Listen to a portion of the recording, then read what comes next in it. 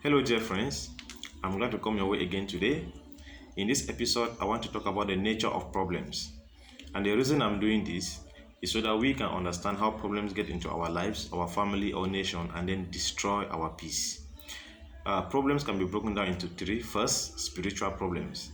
These are problems that have spiritual origin. So your life may be going through a spiritual crisis, your family may be having a spiritual issue, or the whole country can be under a spiritual spell. Remember the Prince of Persia.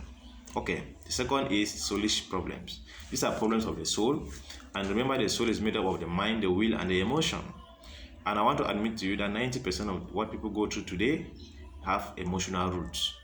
Now, this also applies to your family or a country. A country can be going through emotional problems. And I personally think right now Cameroon is going through emotional issues because we are being moved by emotions, not by logic.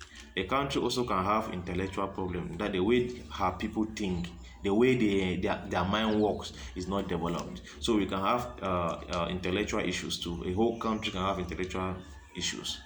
The third aspect is the body. We can have these body issues, sicknesses, diseases, because we manage the body poorly. Every time you manage your body poorly, you crash.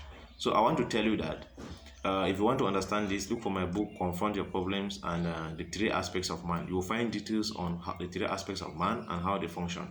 The subclass of problem is problem could either be just personal problems, or there could be family problems, or there could be national problems.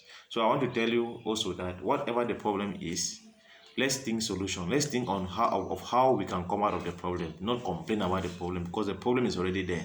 If our country is going through a spiritual problem, let's corporately think of how we can come out of that problem.